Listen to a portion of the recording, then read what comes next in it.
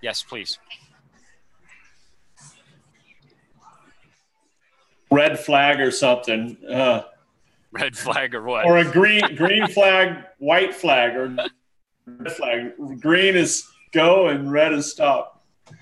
I think we're on. Hey, everybody. Oh, yeah. Sean Dodson here with the Flip Side, and I want to welcome you to the non-PC, beer-drinking, commercial-free, no gimmicks, thrill of the chase talking show.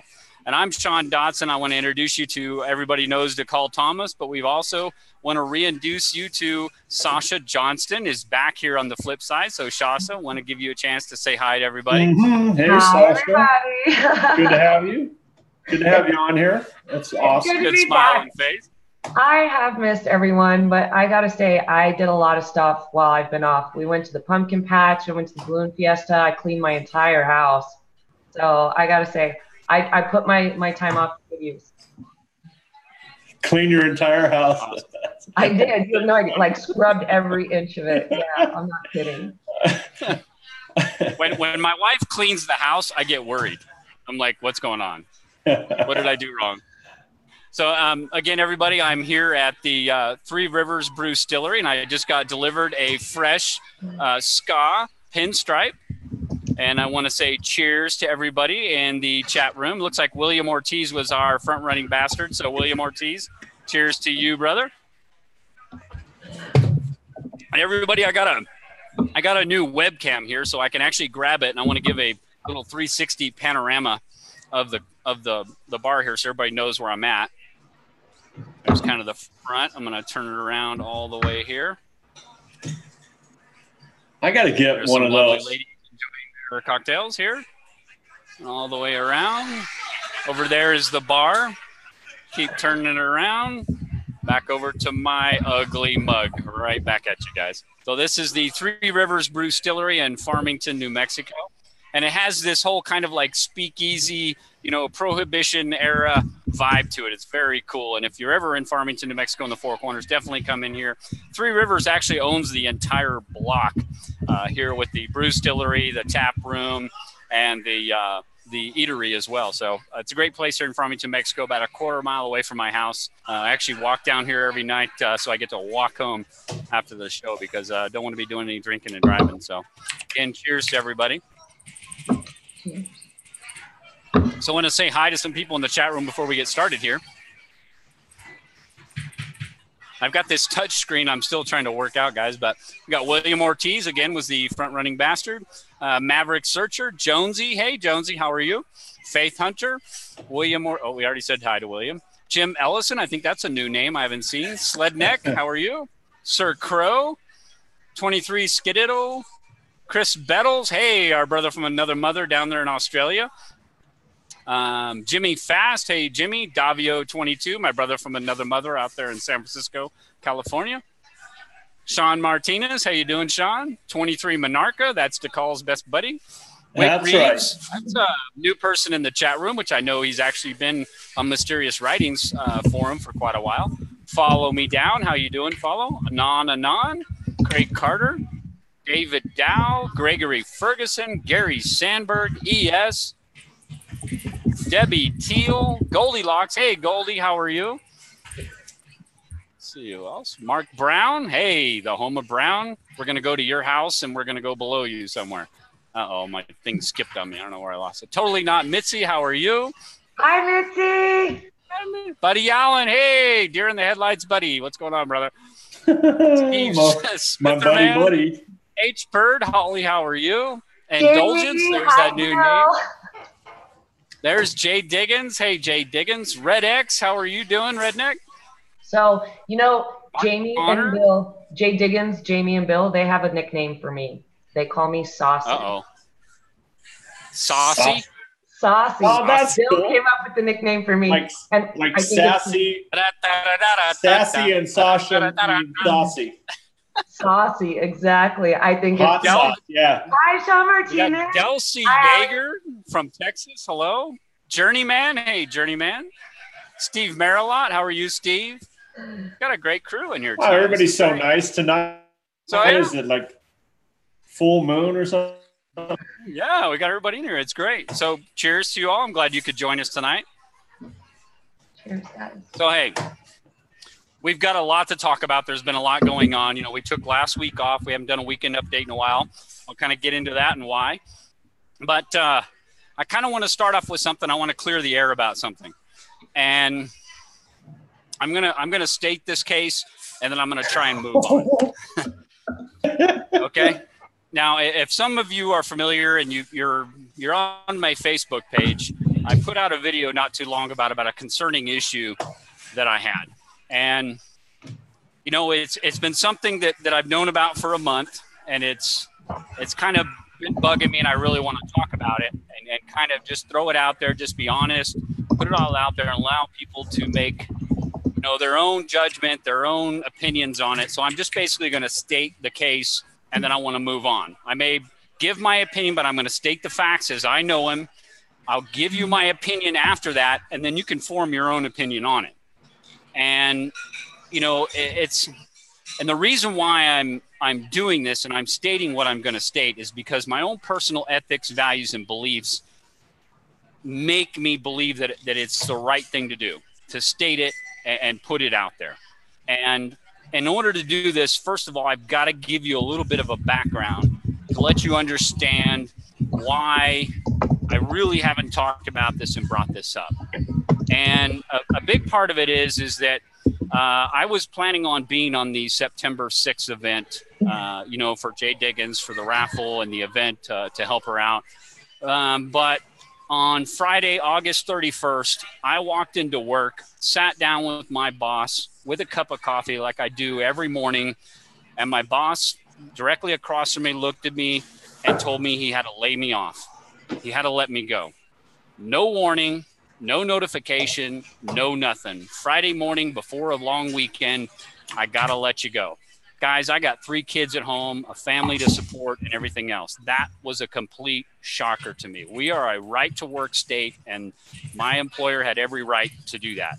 And it was a shock to me. I was not expecting that. My family is my priority, so obviously me going up to the September 6th event was not in the cards. I could not make it to that event. Now, there was only 3 people in my small circle of people that I trust that knew that.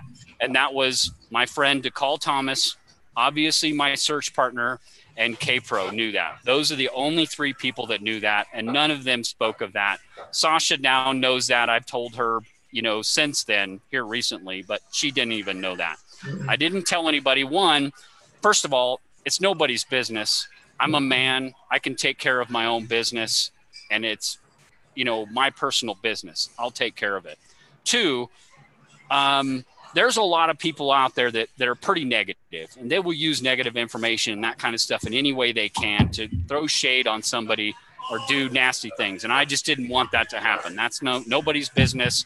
I'm a man. I can take care of my own business. And that's not, throwing anything bad on anybody else. I'm just saying that that's my personal thing. I can take care of. We got a horrible economy up here in the northwestern portion of our state, and it just is what it is. You got to take care of it. Cheers to everybody. Cheers. So that gives you the context of where I've been for the last month, trying to recover from that, find new employment and get back on our feet, to take care of my kids and my family and my household. That's and you got where I've been. Congratulations. Yep. You got a new job. You're doing great. Yep. Everything's coming together. Yep. Proud of you, man. Proud of you. Thank you. So that gives you a context where my mindset has been for really about the last 6 weeks, trying to recover from that, get back on my feet and make that happen. Now, what I want to talk about is not going to be popular. And, I don't want to be negative. I've fought with myself. I've had a lot of sleepless nights thinking about this and what is the right way to do this and to present this. Is it the right thing to do? Is it the right thing to say anything or not say anything? I've fought back and forth. I've asked for a lot of advice on this, on what is the right thing to do. And to me, it just comes down to my personal ethics, values, and beliefs, believe that it is the right thing to say and the right thing to do and put it out there. Sasha has hinted at this a little bit, but she did not know exactly what I'm about to say till a couple of days ago when I had talked to her about this and really wanting to bring her back on the flip side. So I was shortly after the September 6th event, K-Pro had mentioned to me that she was approached by Toby Eunice to basically Toby had approached her, and even K-Pro herself said that it felt like a job interview from Toby, where Toby wanted her to come over to the AGK brand of, his YouTube channel, and to be part of his brand, because she was looking at doing her own Monday show and doing those things. And Toby really wanted to help her out and bring her under the AGK brand. According to K-Pro, basically Toby had said, gave her a whole lot of analytics and reasons why, obviously told her, look, I'm going to share my profits with you from, my YouTube subscription, my super chats, everything else if you come over. Now, I really don't have a problem with that, honestly. But I'm just, again, let me just get the facts out, then I'll stress my opinion. Sorry. Let me just get the facts out. And, K-Pro said she considered it, that she was actually considering it because Toby put a very good case forward for him or for her coming over to the AGK brand, and doing that. Now, what Toby then told her next was a stipulation. And the stipulation of K-Pro coming over to the AGK brand was that K-Pro could no longer go on any other FenTube channel, any other YouTube channel. And K-Pro, at some point, per her own words, was okay with that, with the exception of the flip side. She had said, I'm good friends with Sean, I'm good friends with David, and I'm good friends with DeCall. They are my friends, and I want to continue being on that show. And Toby said, no, there is no other show that you can go on. You can only be under the AGK brand. Yeah, now, you got to admit that was honorable of Christy to, and she was there for several weeks saying, she told Toby no. She said, listen, no, I'm not going to do that based on that stipulation. So yes, props to K-Pro for not accepting that. And not going that route.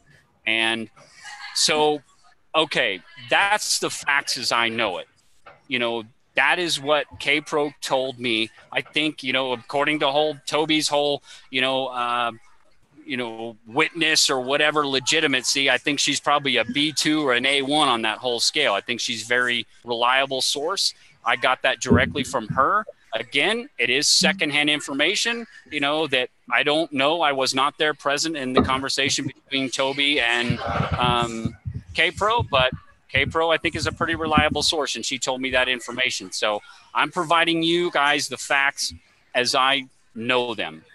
Now, Christy has all this boundless energy. I mean, she can't help herself. She wants to almost every night, and then logic and reason kicks in, and she realizes she can't do it every single night. But I think she would have a show every single night if she could.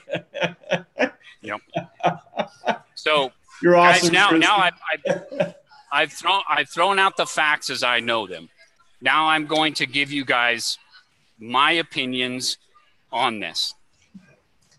I have to look at this, and I'm, I went through a whole series of emotions in this. At first, I was happy that K-Pro, was honorable and true to the friendship that we had. I've never told K-Pro or DeCall or anybody that comes on my show that, hey, you're only on the flip side. That's all you can do. I'm honored to have people come on this show and partake in this. And you guys in the chat room as well that are viewing this, I'm honored to have you guys in here. It's fun. We wouldn't have a show if it wasn't for you guys. I feel blessed to be able to do this and share this with you guys and be a part of it. So I have to ask the motivations of a man who I constantly talk about and give praise to. I talk about in the Weekend Update everybody, and I try not to ostracize anybody. I mean, I went through the whole thing with Bill Gorman. It does seem, Sean, let me interrupt. Misunderstanding. It does seem a little strange that you have been totally new Toby. I mean, you've been on Toby's show. You've been loyal to Toby.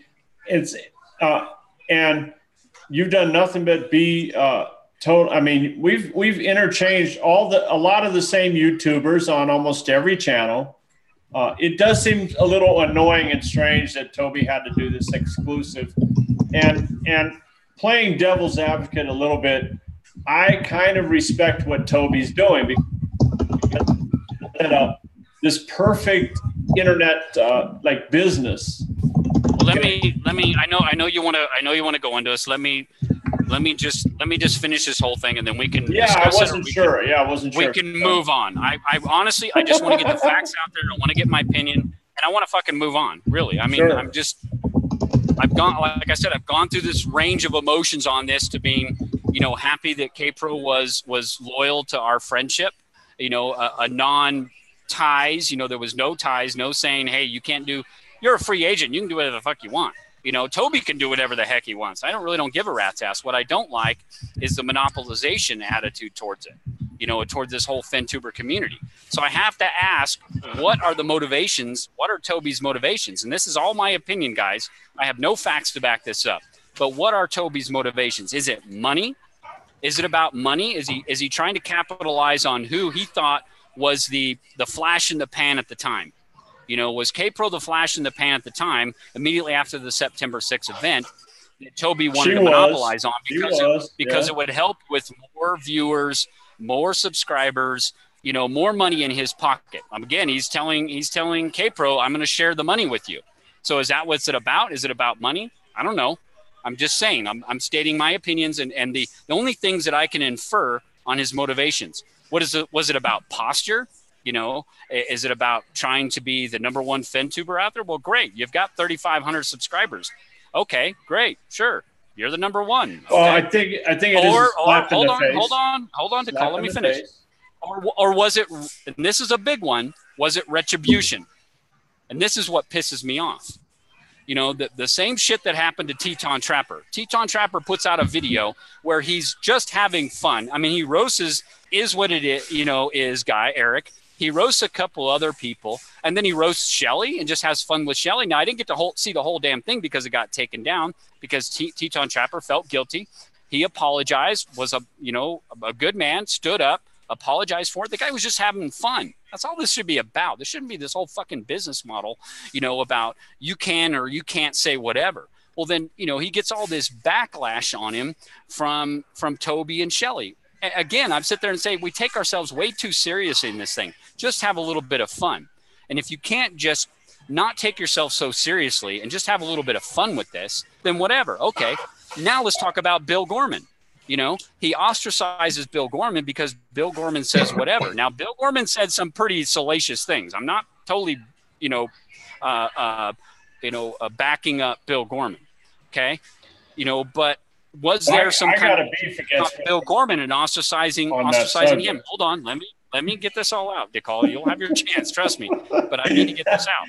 Was there some retribution on Bill Gorman and ostracization? Because I personally went to Toby and had an hour-long conversation with Toby about what to do with Bill Gorman. Because he was dividing the community, in my opinion. He was saying a lot of salacious things, being mean, but he did have somewhat of a point. And there was a misunderstanding between Bill Gorman and I. And that's why I put out a video reaching out to Bill Gorman to say, call me, because this is a complete misunderstanding. Now, my misunderstanding with Bill Gorman had nothing to do with Toby and Shelly's misunderstanding with Bill Gorman. My making up with Bill Gorman had nothing to do with Toby and Shelly. It was a misunderstanding that I had with Bill Gorman. Bill Gorman and I made up, and it was for the betterment of the FenTuber community and for the betterment of the community as a whole. And that has obviously been good. Bill Gorman's been on our show. He's on my Facebook channel. We get along. We have fun. He's a fun guy if you get to know him. He's a lot of fun. He's got a lot of interesting things to say. But to completely ostracize somebody, and not try and fix things, or to do this, as Toby calls it, in my whole long conversation with him, this whole counterintelligence, you're going to amplify and reverberate his words kind of thing. It does nothing to heal the community and bring people together. And did not sit well with me, and that's why the route I went. So I got to look at this and go, was Toby's actions retribution on me because I was trying to make up with Bill Gorman and try and do things? I don't know, guys. So is it money? Is it posture? Is it retribution? Or is it about the fact that Toby looked at somebody who's a flash in the pan, who is looking to, maybe he knew that somebody was looking to get the Freedom of Information Act information on the treasure chest contents or this whole coin thing. Was he looking to capitalize on that as far as the popularity of that? I have to ask those questions because those are information that only people that were in a small circle knew about. And I've got to ask those questions, and Toby, you're more than welcome to put your own freaking, rebuttal out there, buddy. But those are the questions I ask, and it irritates me. So now, DeCall, you got the floor. I'm going to give it to you. I don't have much, man. I like Toby's business model. Okay, I can't blame him for trying to get Christie. I can't even really blame him for trying exclusive. That's just his gut instinct working as a businessman. I mean, crazy little business to be in. Toby, you can go back and you can watch the video later. Well, happened to face to his to yours and his relationship. I don't know what he would have done differently. I was trying to figure this out. You can't call you and say, "Can I steal Christie?" He can't call you and say, "What do you think?" It's not going to work. From a business point of view, you go for the absolute sure thing. That's what he was trying to do. I'm not. I would never do that. Of course, I would never do that. But in a secondary way, I can't blame him for building a business and trying to choke out competition, sure, and rise to the top. As far as Bill Gorman, maybe I missed something here, Bill. I don't know, but it looks like you're picking on just a little innocent, quiet, soft-spoken. The softer side, dude, you're picking on the softer side. Why don't you pick a man to pick on, okay? You don't need I probably could drum up some women and children for you, Bill, that you can pick on them. You want me to find some little babies for you to pick on? What kind of man are you, I think that's dude? been completely – DeCall, that whole thing has been completely extinguished. I mean, we haven't heard that kind of rhetoric from Bill. That's okay, completely fantastic. Over. We're able to extinguish that. And why is he should never bring it up again. You're right. He should have the common sense to never bring it up again because I'm not your enemy, Bill. I'm just if I was your best buddy, I'd tell you the same thing, bro. I would say, come on, back down from the women and children. All right. And you don't have an argument with me. What the hell do you have to talk about with me or Sean? You don't have anything. I'm not bad mouthing you. I never have. I said, you use your imagination. Big deal. So do I. All right. You can't listen, everybody in this game. I'm going to tell everybody something. You can't intimidate and terrorize your way to the top in this game. Okay. You can't. Or fucking bully people. Yeah. You can't force people to believe you're soft. Bully you or to try and monopolize a thing or try and push people around and tell them what they can do. I'm sorry. That's no more than bullying. And, sometimes you got to call out bullies for what they are. Yeah, exactly, dude. There's not. I mean, fine, a little bit of. I mean, people want this drama. I don't want the fucking drama. That's why I left the forums. The big reason why, if you go watching my original videos, there was so much drama on the forums. With Mindy and all the other bullshit that was out there going on, that I left the forums. And tried to get away from that. Now you find the same shit going on over here. It's stupid. Guys, I really want to move away from this. I basically wanted to state my case. You guys can form your own freaking opinion on it. It was so positive like 2 minutes ago. Hey, Sean, I don't know if you want to talk about this. What do you think about Illinois Ghost starting roundtable number 4? Did you see that? He did. We did. Now, Rick called me. And I missed the call. It was at noon. I was at work, and I missed a call. I didn't recognize the number because I hadn't had his phone, number in my new phone yet. And I totally missed the call. So he's like, fuck it, I'm going to do it anyways. But Rick and I talked about it. I laughed about it. I said, go for it, brother. It's okay. If you're a close friend of mine, I'm not offended by it. You know, some people get excited. You know, it's like premature ejaculation. He gets all excited and he's got to go out there and do it, and he did. And there we go. So we got roundtable number 4, guys. It's on. I like the subject, though. I like what he chose. No, it's a great subject. And you like his videos. So, his videos are. It's got a life. It's got a life of its own. IG is one of the most awesome characters in this game. You had to get a Band-Aid? What's that? Yeah. I cut my finger on my wine bottle, and I had to run away for a Band-Aid. And it's a Paw Patrol Band-Aid because I have a 5-year-old, so don't judge me. I like Paw Patrol. I got a 2-year-old and a 3, or now he's 3 now. Yeah, so they love Paw Patrol. Sasha, have you ever gone on a search or done anything with IG? I have never met Rick in person. I have offered to let him stay here when he comes to search, but he says he doesn't make it down as far as obstacle. And Rick, for the record, offer still stands. Otherwise, the only searcher you guys know of that I've searched with, aside from Jason, is Cynthia. Yeah. Long ago, she doesn't even know my new location. And I can't really call it new. It's still sort of in the same general area, but instead of making a right, make a left. It's that simple. Have you ever seen, hey, Sasha, have you seen Cynthia's? No, Toby. You're not getting an invite, brother. I'm going to tell you that right now. Come on, you got it off your chest. You're on my shit list, brother. Oh, yeah. But we love Toby. Toby, you can go back. You can go back and give me another view and watch the show later, brother. That's what you can do. What was I going to say? Sasha, have you seen Cynthia's logbook and documenting every search and everything like that? I have not. I've heard it. I've never seen it. I've been to Cynthia's house several times, and I know she has her office with her map on the wall and everything, that she's got. Cynthia has been to my area. I've not been to hers, but then again, that was probably 2.5, 3 years ago when that happened. So it's been a long time, and I know she's been searching in Yellowstone. Cynthia has emailed me recently, and we are supposed to get together for margarita soon because that's kind of our thing. And I get together for margaritas. I love Cynthia. I mean, wow, what a great person. I was so impressed with her house and the view and the area. And Cynthia is one of my dearest friends. I didn't get a chance to interact with Cynthia until, unfortunately, Randy went missing, but Cynthia is absolutely one of the most, I would consider the most trustworthy person in the chase. Sean, you are Switzerland for sure in 99% of the cases. Cynthia is always Switzerland. I mean, she can be friends with anyone and everyone no matter what's going on. But mostly, Cynthia knows all my deep secrets. And let me tell you, she will keep them. She is such a good human. And we, like I said, we get together and gossip quite a bit. And whatever happens, we never share that information. It's our little retreat from the chase, really. Oh yeah, that's amazing. Well, yeah, I have to think if I have any secrets to tell Cynthia too. Wow. No, Cynthia's gift is getting those secrets out of you. She will find them for you. You didn't know you had them.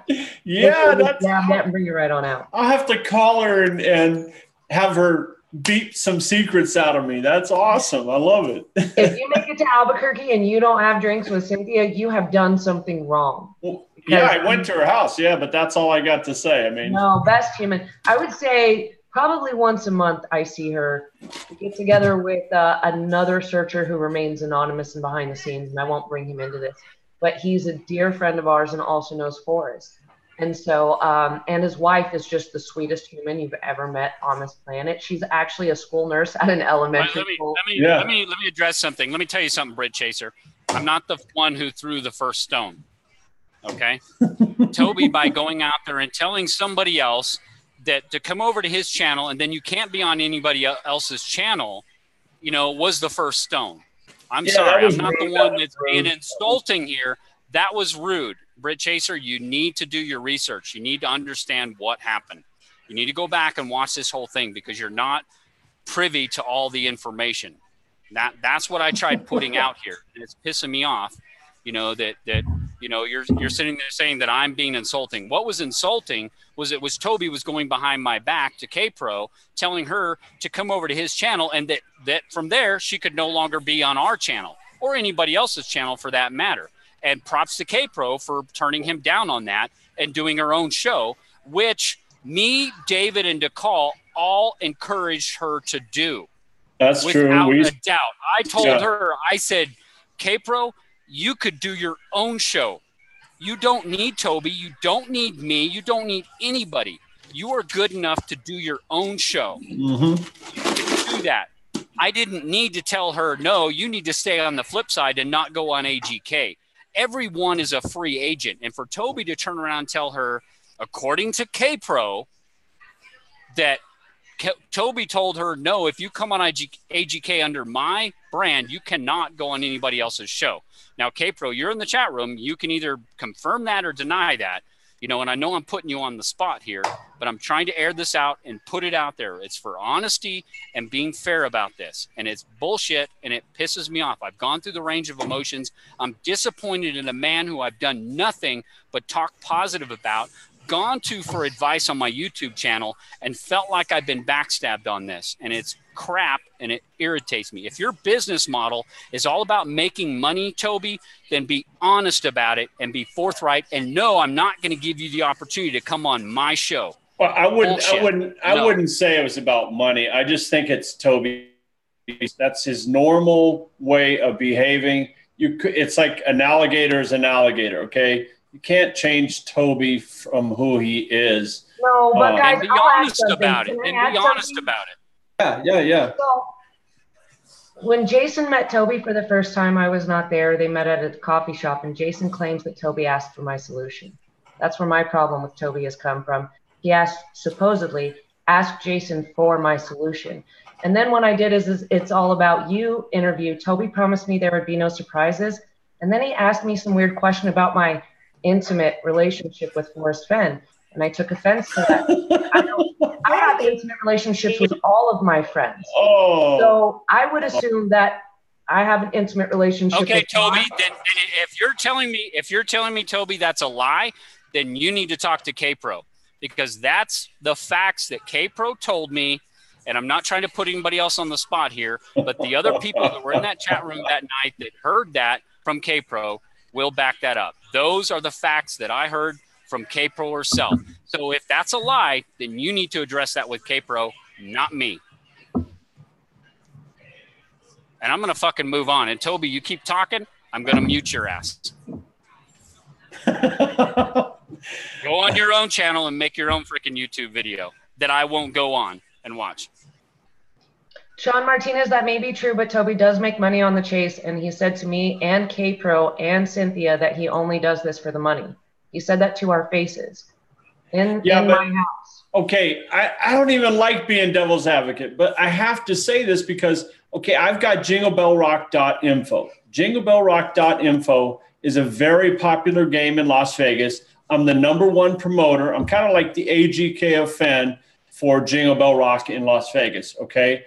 I get 8,000 visitors, 8 to 10,000 users on the last week, every day, okay? It's a big game in Las Vegas, popular. Okay, I don't do it for the money, but at the same time, I make $1,500 to $2,500 during that month, okay? Which isn't shabby, okay? It pays the rent, big deal. But I see that as something to pay for all of my domain names that I promote other ideas, you know, and only 1 or 2 are gems, you know, besides my welding domain names, you know, I only have a couple of gems. And so it's not like I have to defend Toby here, but there's still some things that just covers your expenses, okay? So I'm doing the same thing as I'm saying, okay? I'm doing it with money, and it's the only thing that makes sense because you have to do it for some amount of money or you're just an idiot, you know, do this 30, 40 hours. But if that's the case, if it is about money, then okay, you're going to try and monopolize, you know, personalities in the chase. You know, is that it? You know, okay. Well, that was not classy. If it wasn't about retribution, if you wanted to be classy about it, and I'm not mad Toby didn't give me an invite to the whole Toby club, you know, Toby, why Sean, didn't you reach did out you to get an me? invite Why to didn't you say, participate in hey, the Sean, silver why don't coin? you come under that and help me out? What's that? Did you get a chance to participate in this whole silver coin deal? Are you getting to announce clues, No. or did anyone invite you to participate? No, and actuality, I think Call and David and I knew about that before anybody else. So you were told about it, but Gabriel not told us invited to about participate. Well, that seems we knew about it a long time ago, and we That were seems we were mean. very supportive of K-Pro in doing that. I'm like, that's great, go for it and do it, you know. And we were very supportive in K-Pro doing her own show. If she wants to do her own show, do it. I'm not trying to monopolize anybody. My whole point is trying to emphasize and edify other FinTubers that are out there and trying to highlight those people, including a Gypsy's Kiss. Hey, Sean, no, I think it's kind of weird because and me and Sasha and Christy and Jason, we've all kind of had this perfect storm all hit the same 2 weeks, okay? I mean, we have gone through hell. Christy has gone through hell. Sasha has gone through hell. Jason's gone through hell. Sean has gone through hell. Okay, I think it's just been a perfect storm. Okay, and so understand, Christy just kind of merged to her own show for. I mean, I believe I understand the reason. She's got a lot of energy, but she also has a family. Okay, so you know. It's kind of like it's like an ocean wave. Control it, you know. Things happen. We've all had our perfect storm, and we're happy to be here right now, you know. And things could change next week or next month or next year. It's really not the issue. We're all here to support each other. I friggin' love Christy. I'll always be on Christy's. Really, we're here to support each other, or we're here to say, hey, you come over to my show, but you can't be on anybody else. That's really that was not everybody. Classy, but like I say, the alligator. It was bullshit. You can't change the alligator. That's who Toby is. I didn't like it one bit. I still don't like it, and maybe he could. It's just putting it out there, and I'm going to let people make their own decisions. If they don't like the fact that I'm putting out, you know, what actually took place and the facts behind it, then that's okay. If you choose to unsubscribe to this channel because you don't like that, great. That's not my point. My point is to put it out there. I've had to mull this over for the last month or so, you know, meanwhile going through everything that I've had to go through, you know, and whether or not, you know, I should even bring this up. You know, it doesn't – obviously this does nothing to try and mend the community. But what it does is it highlights something, potentially a pattern of abuse, because it was Forrest Fenn himself who told me in person that the reason why he didn't like Toby was because that he went behind Jenny Kyle's back and tried taking the 6 questions away.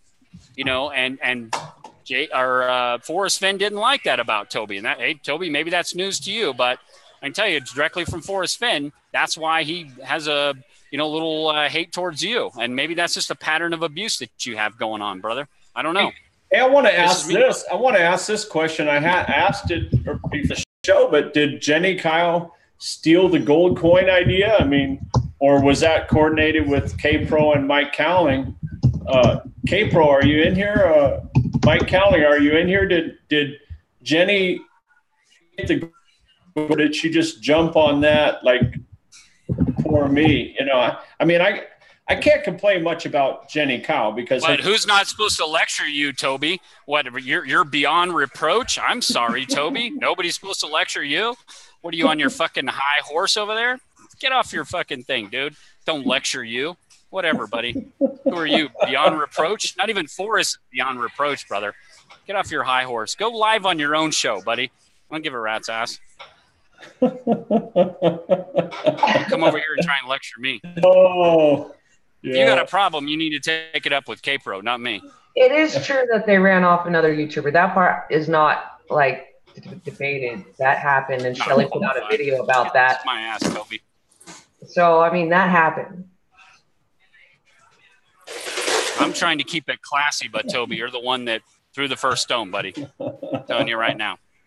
Well, I mean, the last thing I want to do is argue with you, Sean, but I just don't see what the only thing Toby could have done different is just not do that. And I think his instincts kicked in before his logic kicked in. You know, common sense did not govern that conversation. and he should have never brought it up. He should have and said, you know what, that wouldn't be classy right now. But his instincts tell him when or feels weakness, he wants to dominate. That's classic alpha. Dominate and capitalize on weakness. And who doesn't admire that? That's like conquest. That's war. That's what that's what business and domination is. It comes through conquest, you know. So yeah, I agree with you, Decal. But my problem is that 99% of the people involved in this chase are poor bastards trying to make ends meet between paycheck to paycheck. Trying to take advantage of these people, I have a problem with. Not everyone makes $300,000 a year and can afford to spend $3,500 on maps. As a matter of fact, no one I actually know can afford that. Yeah. So I have a problem with them trying to take advantage of people like you and me who have bills to pay, jobs to do, and kids to raise. We have responsibilities. I can't spend $5,000 on a frivolous item, and there are not many people involved with this chase who can. So to expect, A, that they hold off on any fundraising efforts until those maps are sold. B, they drove up the price of those maps bidding between each other because they're the only people who can afford those maps. I have a problem with that. And don't worry, Goldilocks, K-Pro didn't leave. She left the chat room, but she's still here. I'm calling them out on this. I didn't mean for my name to be associated with that GoFundMe account, and I'm sorry it was. I set it up under Marty. Marty's the only person who can take money out of it. You guys don't know this, but I spend late nights sitting up with Marty, chatting with her. We joke about the old coot she calls Forrest, by the way. And we talk about everything else about life and everything. Diggins, the sweetest person ever. She asked for anything. I'm relatively close friends with her. These girls need money now, yesterday, not next week after your map sells. So yeah, I took issue with that. But I never meant for my name to be attached or associated with that GoFundMe account. I tried everything I could to get my name off of it. Diggin didn't know how to do it. So yeah, I take issue. If you were genuinely being benevolent, why wasn't that PayPal account linked 2 days ago on any of the blogs, including the one you own, Christy? Including the one you own. You could have posted that link and people could have been donating. It didn't have to be just your maps. I was told, I didn't watch, but I was told that Christy said on her show on Monday night that she wasn't going to be trying to fundraise until the following week. Do you understand that maybe 1% of 1% of searchers watch the YouTube shows? So by only putting it on your YouTube show, you're not helping anyone. You're only trying to gain viewers. By having a major announcement, you're only trying to Mark Connor, Sasha, Mark Connor asked if anybody else knew about the maps. I think, Sasha, I asked you about that, and you did say it was they were all over the Facebook groups. It was on Facebook groups, yeah. But I'm not a part of all the Facebook groups. I started my own Facebook group, and that's the only one I have. Yours is the only one with the YouTube channel that I follow. The rest have been around forever. Friends of Forrest Fenn has over almost 4,000 people in it, and it's been around for longer than any of the others. I follow that one. The maps were all over, and everyone agreed. Everyone who looked at that agreed. There's no possible way Forrest would be dumb enough to put out a hint in those maps, and they couldn't be worth anything. They're eaten by rodents. They're not pristine condition. Any collector can tell you they're not. It reminds me of the doggy doo-doo moolah. You know. Oh yeah, the dog. Remember that one? Money. Yeah. Wow. Yeah, the dog. Dog doo-doo. I mean, we haven't even got an update on that. Whatever happened with that? Well, that one backfired. What the fuck you two are talking about? The dog. The dog. No, it didn't. I thought it got like $6,000 or something. Yes, it did. And the dog ate the money. But off of eBay. It wasn't on eBay anymore. It became a silent auction or something, right? What happened with that one? I heard a story because I'm in real estate. A guy built, he put all metal doors in his house, all metal doors, and filled them with cash because he was making money illegally. Filled them with stacks of cash. His fucking house burns down. And all he has are ashes in the insides of these doors. He collects ashes and takes them to the Federal Reserve, and they weighed them and paid him.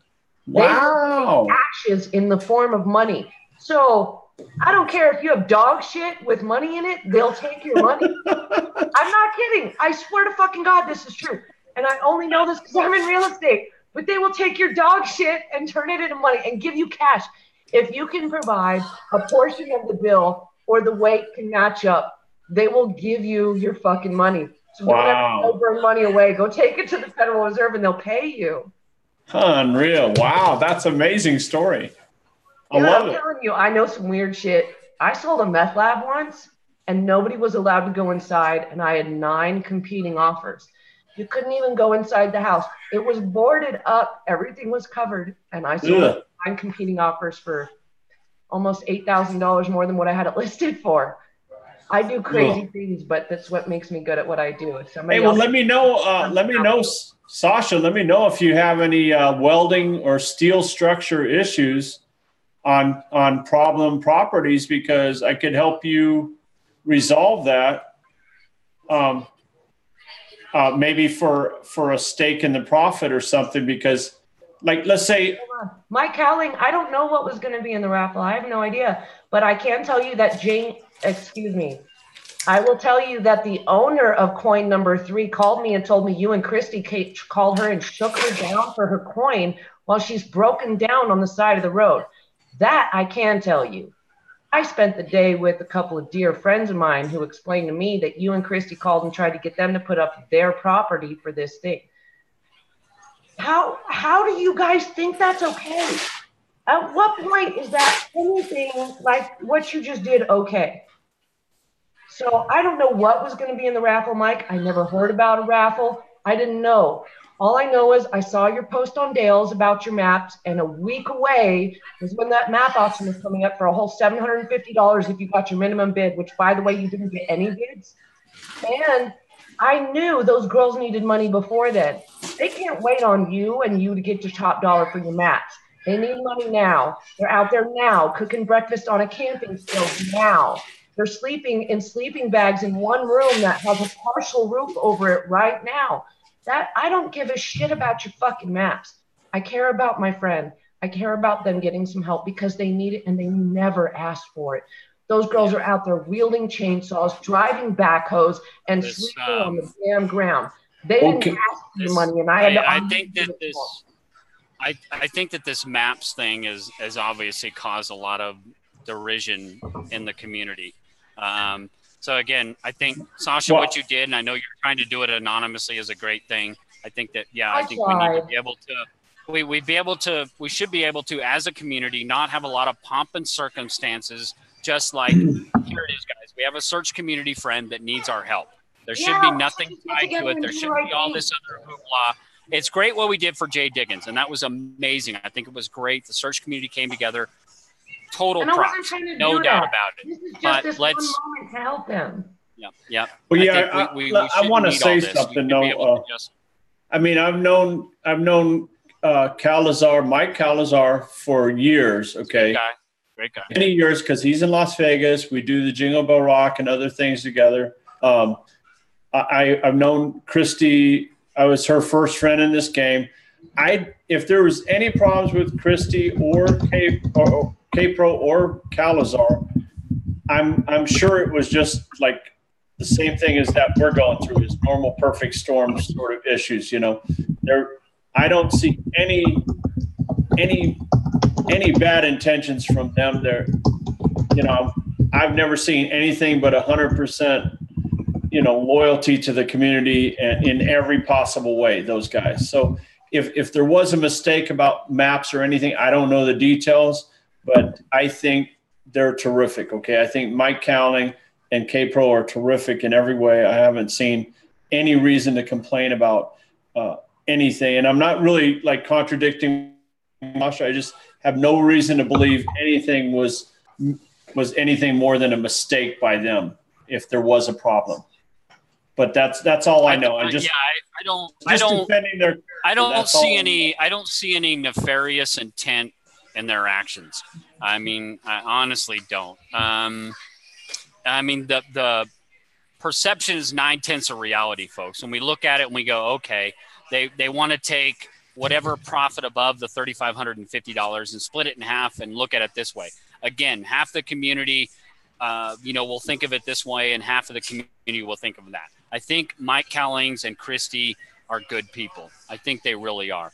I think the perception of it can be taken several different ways. It's no different than the mapster of New Mexico and Colorado. So everybody immediately goes, oh my God, the treasure's in New Mexico or Colorado. And those that believe it's in Wyoming and Montana will go, well, fuck, he doesn't need those maps because he knows where to put the treasure. I mean, we're going to split down the middle either way, guys. It's no different than this whole, thing I brought up between Toby and I. It's going to split the community down the middle. That's not my intent. That's not what I'm trying to do. My intent, even with the whole Bill Gorman thing, was trying to mend the community.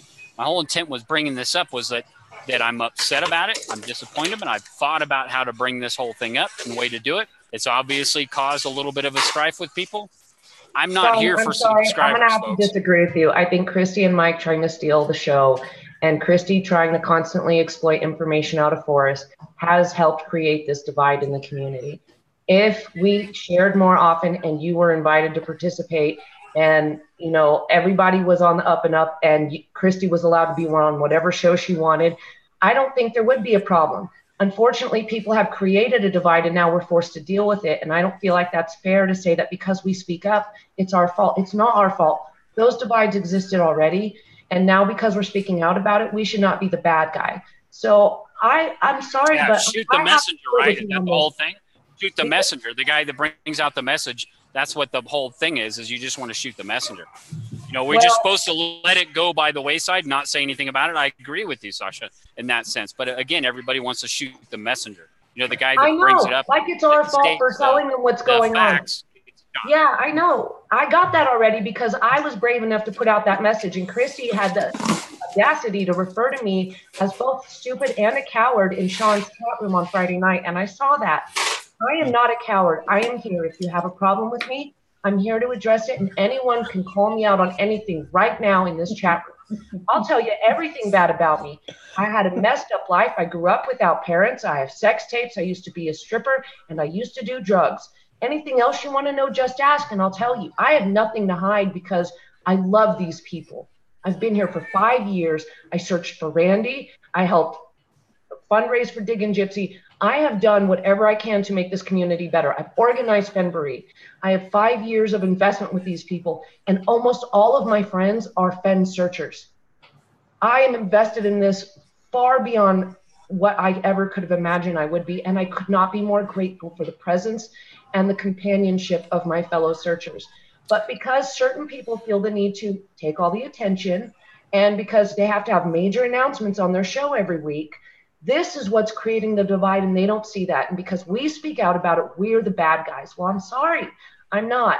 And anyone can call me any name they like. I'm sitting right here, wide open. Hey, Sasha, did Jay Diggins got their house and they got settled in and they're happy? Let me tell you, Decal, they are not settled in. Let me tell you what. I'm curious. I don't know. They don't even have heat. It is below freezing here. And wow. Do you know what they did? They got up at the butt crack of dawn this morning and they dug a trench from the propane tank to their house because the pipe was so old they wouldn't fill the pipe. Right. And guess what? He never showed up today to replace their pipe. So Jamie and Bill are still sitting there without heat. They didn't have a refrigerator. They didn't have a stove. They don't even have a septic system. They have an outhouse. So they just got back last night from another trip to California to pick up more of their stuff. Yeah, wow. Everything that they've done has been an uphill battle. And I can't tell you, all they've had are smiles on their faces. I spent like 3 hours there today with the two of them. And Bill couldn't be happier to have a honey-do list. And Jamie was so excited to help him. I felt like I was in an imposition. They have a home after 2 months of not having a home and losing everything that they built their lives getting. I mean, they have the best attitudes of any people I've ever seen. And I'm so grateful to call Jamie and Bill my friends. Well, I mean, Jay Diggins is so sweet. And her husband, when I met him in Santa Fe, was the coolest dude. Really, my nickname Saucy. That's how I got the nickname. Bill nicknamed that. I love it. I actually love that. And I mean, if you hear they need some welding or any kind of anything that's out, if they don't know how to do something, maybe I can help them do it. I mean, it'd be I will tell them. They will love. They already know. They know, I know they need some help. They definitely do. And probably with welding. Bill can do almost everything else. Yeah, But yeah. I think welding is something they probably need help with, but I'll make sure I relay the message and I'll let you know. Yeah, I drive, fix or do anything with them. That was my deal the whole time. If they were rebuilding, I was going to help them with any of this, component rather than donate to them, and that's why I was in the drawing for them. But that's exciting. What a great success story. It is. Jay Diggins. I've known Jamie 5 years. She has one of the hoodies that I made back for February in like 2014, and it's got her name, Jay Diggins, on it. And she actually told me the story today of how she got that name, which I thought was cute. But I've known her that long. Whenever she comes back here, we always make sure to get together. She and we maintained contact this whole time. So when I heard what happened about them, my heart broke, and I got to watch the whole thing unfold on Facebook. So to see them in this position now and to have one of my very good friends here so close to me, you can't imagine how grateful I feel about that. Do they want to search in New Mexico, or they're probably not thinking about that now, but. Well, DeCall, I'll admit, I respect my friends and I don't ask them their search states. Jeannie has never divulged it to me, and I would never ask it of her because she's private. She's the type of person who's private about her solution, and I respect that. I didn't know that. I didn't know if she was telling people. I mean, of course, I'm very open about my search area, but I kind of assume that about other people. DeCall, I've given out some of my actual clues, so I understand that. And you have talked about your actual clues, but I understand that not everyone is like that. And Jamie's never expressed a desire to share her information. I don't want to do that to her. I would never put her on blast. If it, let's just say it did get closer to the search area and save time and driving, and she probably gets to see Fenn occasionally. That's Forrest, Well, that's kind of cool. Jamie's not that kind of person. She would never email Forrest, but today I promised her that I would try to arrange a lunch between Forrest, her, and me and Bill so that we all had the chance. But when I mentioned that to her today, I told him he's probably busy with all the things that have happened in the last week, which have been very dramatic. So I told her I wasn't even going to bother asking, anytime in the next few days. But I told her as soon as Forrest was comfortable with, getting out again, I would let her know and we would try to work something out. Her and Bill, you know how grateful they are for everything that we've done, and no, they never asked for any of it. And I love them. They built their own house. They told me the best story today. I'll share it with you guys and then I'll shut up. I want to hear it. Yeah. Jamie and Bill built their house in California that just burned to the ground. And it was a 3-story house because they had a basement. A main level, and then lofts. What you don't know is they started building the basement and putting up the walls, and all of a sudden weather turned on them, fall hit, and it was bad. So you know how you have a stairwell down at the basement? All they had was an open stairwell above them. They put their mattress on a bed frame so it was up off the floor. They were sleeping on a bed in an incomplete basement in the rain when they first started building their house. Oh, yeah. Wow. They dug the hole for their own septic system. These two are not afraid of work. Yeah, wow. I respect them so much for that. When they told me, they knew I was supposed to come visit today. And I texted them. I said I was on my way. They said, yeah, great. We're digging a trench in the front yard. We're digging up the pipe from the propane tank to the house. It's so old. They can't fill the tank, so we have to replace the pipe. Yeah, I've dug that trench. I've dug that trench myself. It's got 8, what are you guys talking about? inches. Propane tanks and trenches. Yeah. What are we talking I'm talking about Jamie and Bill. The Jamie and Bill's house have two failed septic systems and a bad propane pipe. And it's not easy to dig that trench or lay that pipe. What are you eating? And they've got to. Talking about Jamie and Bill, I went out and I spent 3 hours with Jamie and Bill today. Got to see them in their new house, and I was pointing out that they have no heat, no toilet. They have 2 failed septic systems. Right now?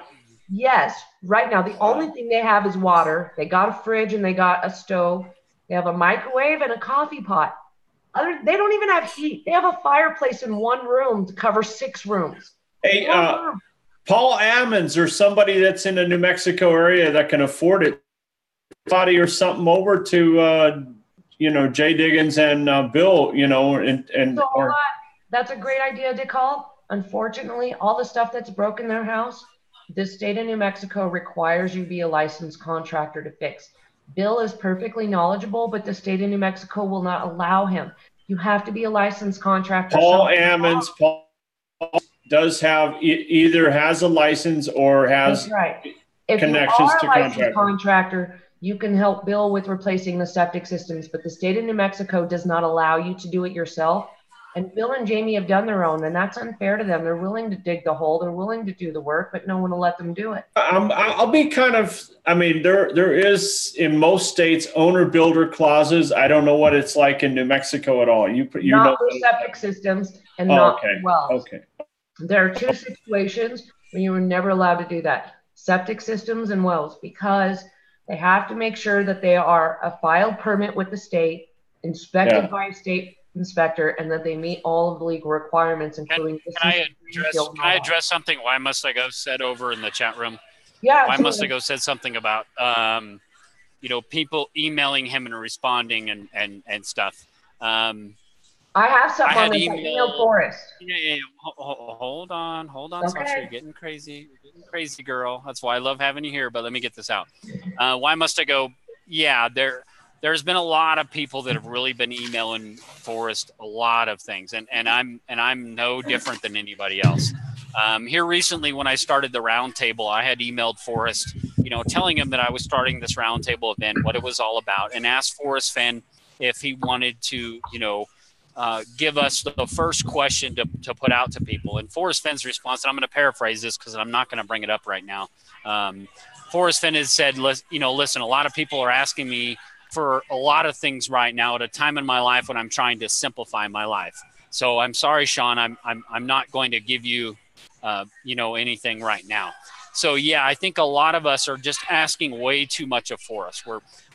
We're kind of hitting them up with a lot of things, stuff like that, guys. I think we, and my response to Forrest after he emailed me back was like, look, I said, hey, Forrest, I'm sorry. I didn't mean to intrude. You're absolutely right. And I left him alone at that. And that was 3 weeks ago. And I don't update on that. I email Forrest maybe once a month, maybe twice a month. That's about it. I email Forrest 3 or 4 times a day. I'm lucky if he ever responds to one. But let me tell you, I emailed Forrest about that, and he said he was in no way associated with the map auction and that he didn't want to be involved with it. So he did try to remove himself from this situation, guys. He did not have any part in what Christy and Mike decided to do with the maps. And I have been contacted by so many people. I sent Forrest Fenn screenshots that were sent to me from comments left in both chat rooms and on YouTube videos about how people felt about that. But a lot of people felt that Forrest Fenn was condoning the auction. Forrest had no place in any part of that. Christy and Mike decided to bid on those maps. They outbid everyone else to their own peril, and then nobody wanted to bid on the maps because most people assumed there could not possibly be a clue associated with those maps. Mike and Christy believe it's a great investment. Great. They're allowed to do that. There's nothing wrong with that. But Forrest Fenn had nothing to do with any of those decisions. He did not promote or condone any of those decisions according to him. So I promised him I would mention that at some point today. But he didn't do anything with this. He had no say. Shiloh sold those maps. Forrest gave them as a gift to Shiloh. Shiloh chose to auction them off. Forrest had no part in anything from start to finish. I don't, again, I don't have a problem with people trying to make money on this. That's their own thing. But people honest. Get to make their be honest about it. But people get to make their own opinions based on that. Sasha's afforded her own opinion. I'm afforded my opinion. DeCall, David, K-Pro, Toby, everybody has afforded their own opinion on this. Again, I'm just stating the facts that were known to me and putting it out there. Well, I will say, Toby, I think Toby was saying that what Jason said was a lie. Toby, you'll have to take that up with Jason. That's what I was told. Okay, I can only go on what I was told, and that was the first thing I was told when he came home from your meeting. I apologize if that's a lie, and I will absolutely apologize publicly if that turns out to be a lie. I can't help if other people lie. That's not something I can do. I can only believe what I'm told. Again, if what K-Pro told me and David and DeCall is not true, then that's between K-Pro and Toby. I'm just reiterating what I was told by Capo and this whole thing.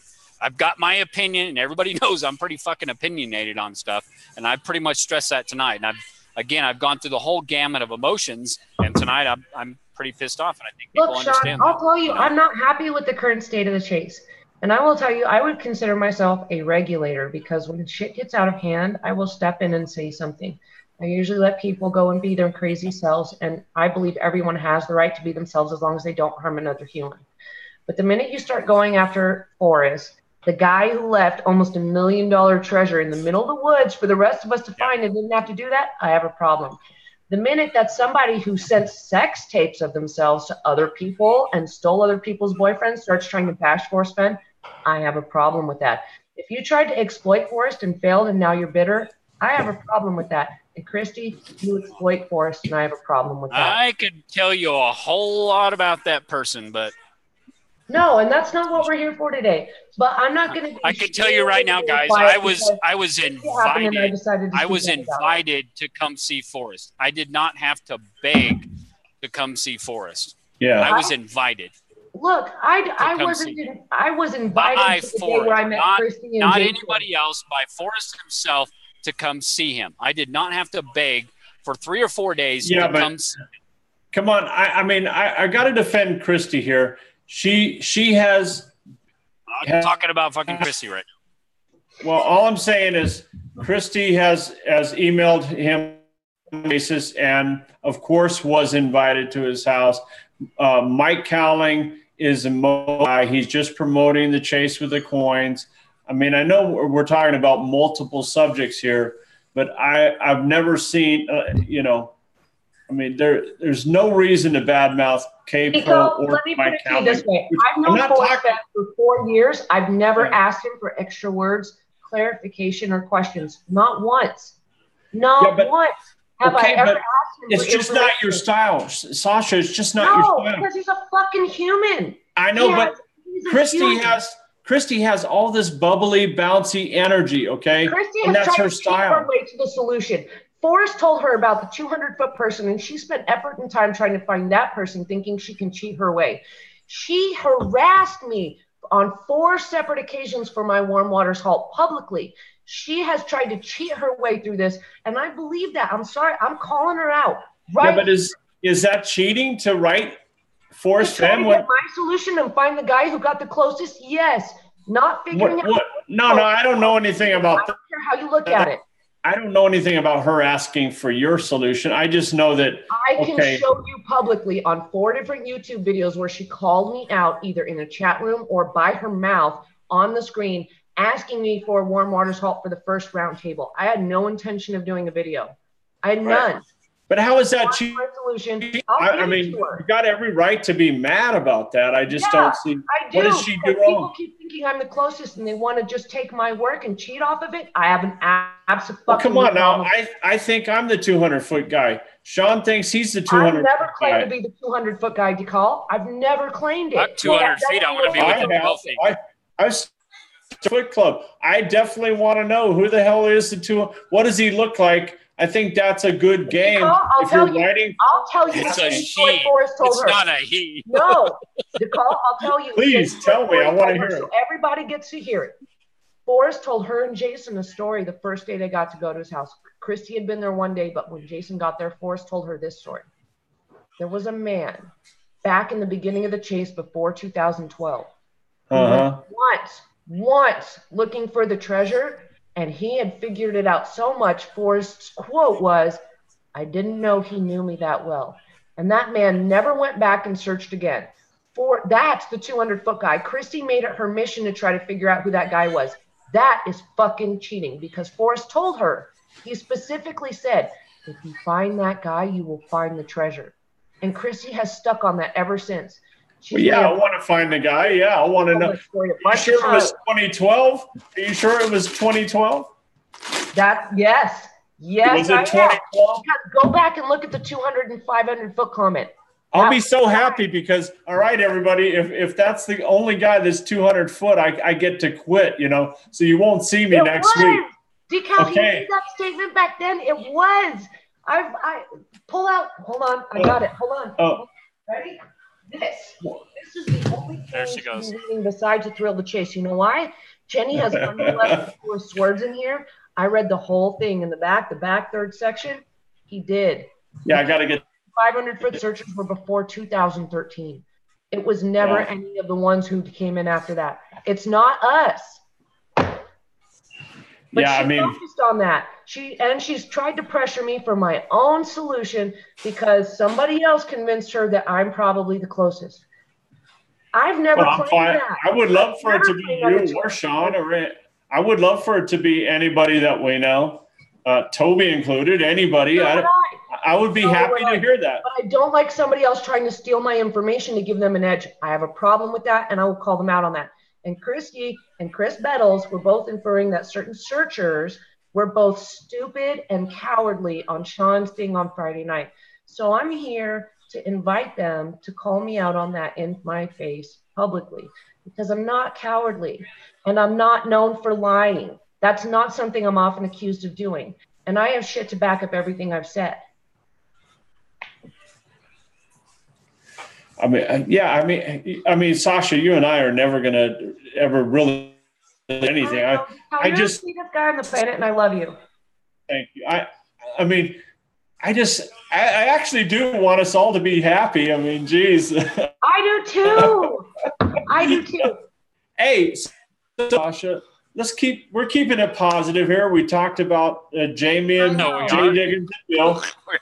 Jay Diggins and Bill. Jay Diggins and Bill. Their success story. If I'm wrong, I will apologize 10 times over. But I saw Christy having a conversation with somebody, and you have made comments on Jason's channels about good things. You don't have anybody talking over you anymore. Don't think I haven't seen those. You've thrown shade. Don't act like you haven't. I'm calling you out. Come on, it's all your shit. I want to talk about something else, sort of positive. Diggin'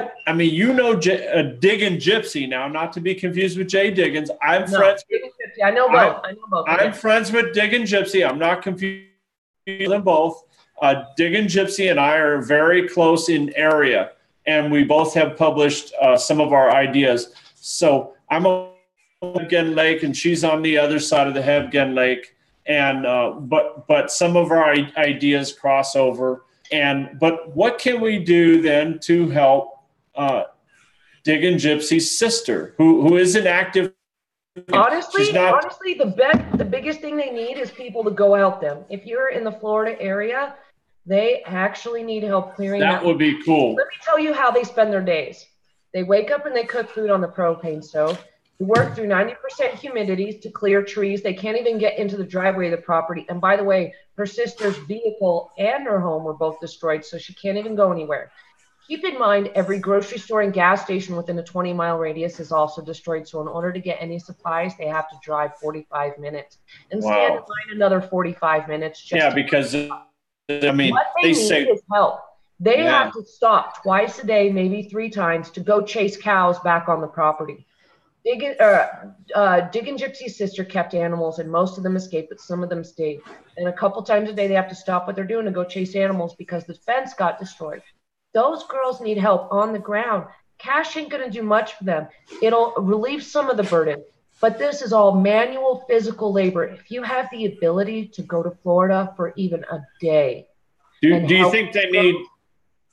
I'm sorry. I love where you're going. I'm done. Do you think they need chainsaws? I mean, who's in Florida? There's a few people in Florida. They do have a chainsaw and they have a backhoe, but whatever you can bring, if you know how to wield a chainsaw, they need that. They need you with the chainsaw, not the chainsaw. Yeah, if maybe you have the ability to help them move a pickup truck, the roof and everything off the grounds. If you can help them build a fence. Offload some dead wood that's cluttering up the property and some destroyed pieces. And let me tell you this, DeCall. Most people don't know this. Diggin' Gypsy has 2 sisters. Yeah. Both lost their houses. Both really? In this hurricane. She didn't even mention the other one because the other one has support and people around to help. But Diggin' Gypsy has spent her time between one sister's house and the other. So they're not even it's 2 different properties. And they both need. Do you know what? Is that on her face?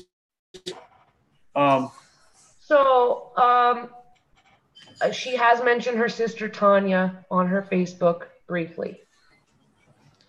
And so the two of them, she's helping Carissa because Carissa is a single woman. Diggin' Gypsy, Marty's own daughter and grandchild were living with her sister, so all three of them are now homeless. So it's Diggin' Gypsy's own daughter and granddaughter who have also lost their home.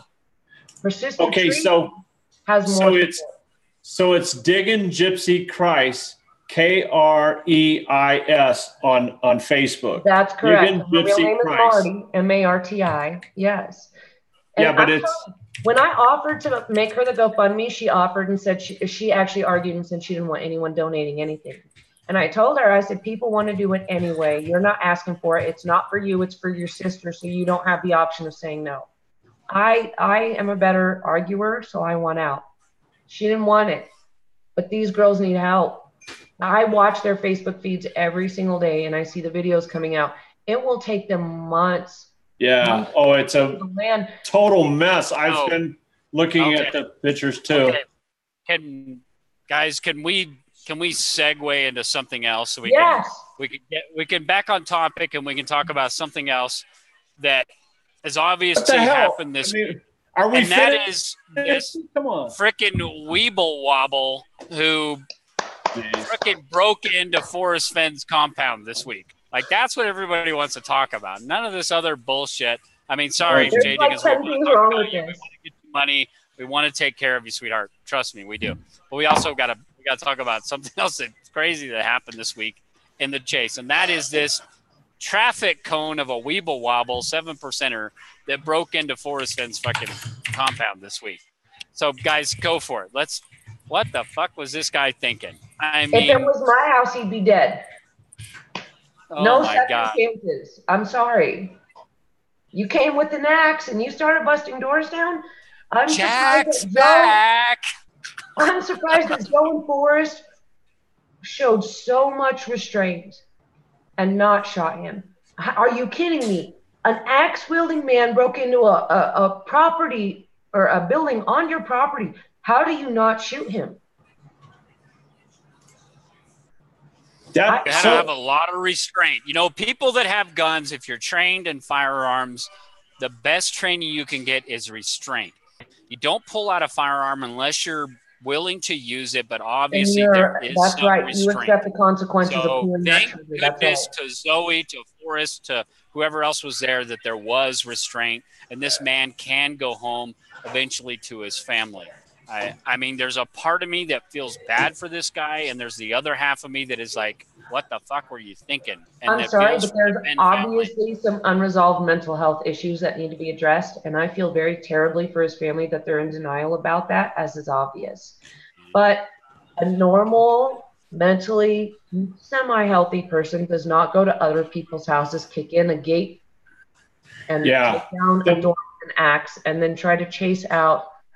I mean, I don't understand any of that. That is not normal. None of those are rational decisions, and this person needs a mental health evaluation. The moment he picked up an axe, anything to do with Forrest Fenn and picking up, this man should be punished for literally in jail. He screwed up his own family. He screwed up his own finances. He screwed up his own life by being so incredibly stupid. And so incredibly, I mean, if he wasn't, he should be dead right now. Forcefully enters forcefully enters a second on the property with an axe with the intent to take something from the property. That man should have been dropped with, Now, I'm telling you, I don't even think I could even imagine having the same level of restraint. I have two small children and a daughter. I mean, I have a small child and a daughter who's 19. I would have shot on sight. I know that. I don't think we should. That. I don't know how many details you're aware of. I don't think we should talk about too many details. I was thrilled to know the one detail that it was in a second outbuilding. It was not Forrest Fenn's office, as I imagine. I'm mad at the news for it sounded like it was Forrest Fenn's personal space rummaged through and dominated. Well, it was still Shiloh's face. I don't see how that's any different. Because Forrest is 88 and Shiloh is 32. That is Shiloh's home. No one ever has the right to do that to anyone's home. Ever. I agree. And if he had been shot, I would not feel bad about that. I would and Aaron Ramsey, I'm not taking pleasure in that man's pain. Obviously, the man has some issues, and we need him looked at. I mean, you just throw the guy away for 5 years. No. Hold on, DeCall. I know you have a difference of opinion on it. No, it's okay, brother. Let me get this out there. I understand where Aaron is coming from. I mean, obviously the guy has gone through a lot. Let's admit it. Those of you that have been boots on the ground, who've had, 100% confidence that you're going to walk right to the treasure, and you go out there and the whole realization, like Jason Dent likes to say, nothing ruins a perfectly good solve like boots on the ground. You get out there and you realize you got to turn over every fucking rock that's out there to try and find this thing. We know what that walk of shame is like coming back and what those mental things are. But rationally thinking adults don't turn around and think that it's okay to just break into Forrest Fenn's home. There's something wrong there. And yes, I agree that there's probably some mental thing that we need to address. Now, DeCall wants to think that it's okay to just throw that person away in jail. And I understand that point of view.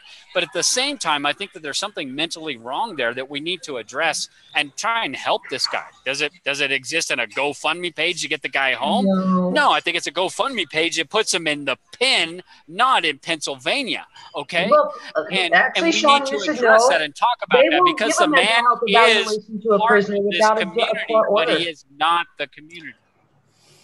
So this guy will get charged and convicted of a crime without ever having a mental health evaluation. My father's wife is a public defender and was for 20 years. He will never get a mental health evaluation unless someone forces it.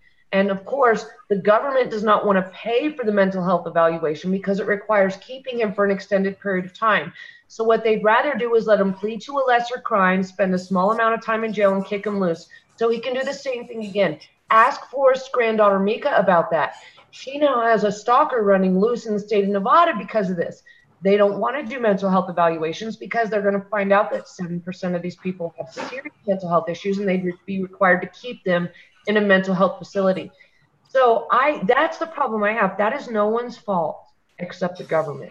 That's not where was the mental health eval for Klebold before he shot up a bunch of kids at a freaking school? I mean, there is this balance, and we're going to get into this whole political freaking debate, but where is that balance between trying to mentally check this person out? And Dirk is right. The guy didn't look like he was a violent person. Dirk, and I would agree with you. But when you decide to pick up an axe and break down somebody's wall, walk through it, and then break into somebody's guest house, whatever you want to call it, with a freaking axe, there's a point in time where if I've got kids in my room. I'm sorry, Sean, I have to disagree. There were lots of signs. Where was this guy's luggage? He traveled from Pennsylvania to New Mexico, and he did so without bringing any fucking luggage with him, and nobody thought that was fucking strange.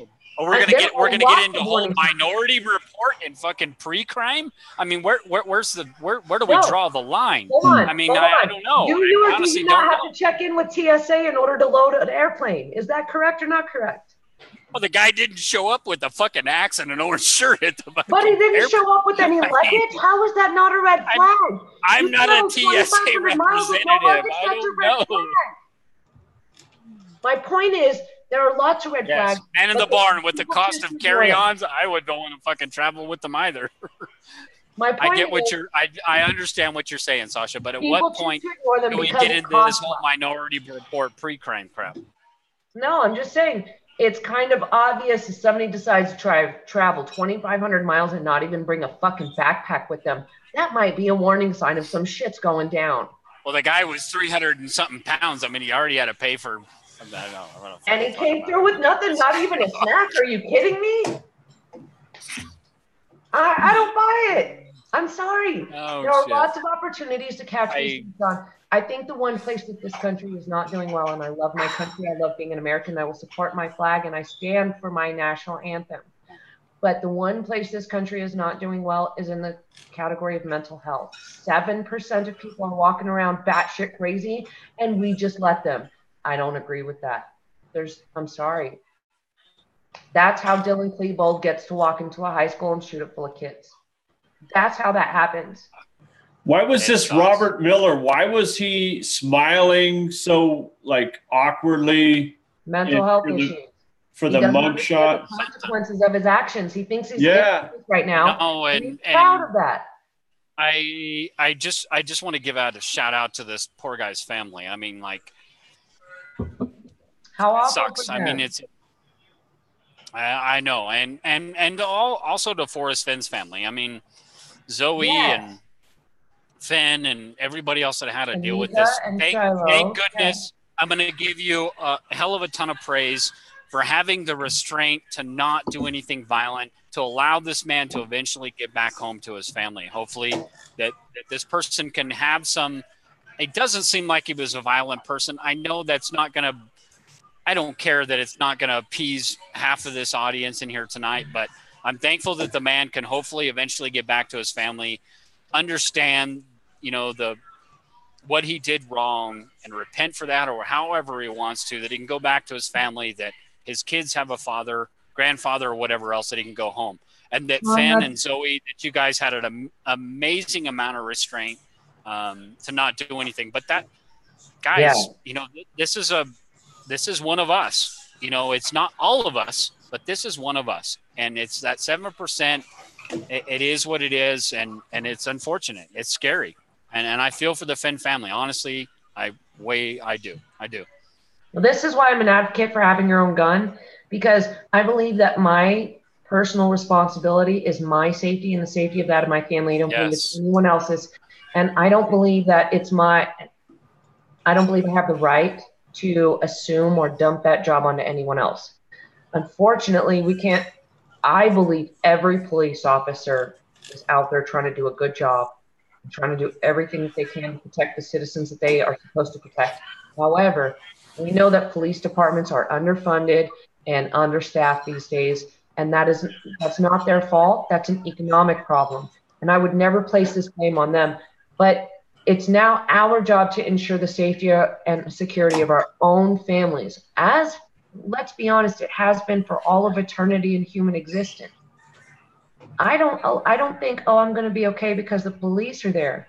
I assume that if something bad happens, they're not going to be readily available, and it's going to be my responsibility to deal with that. That's a tough pill to swallow.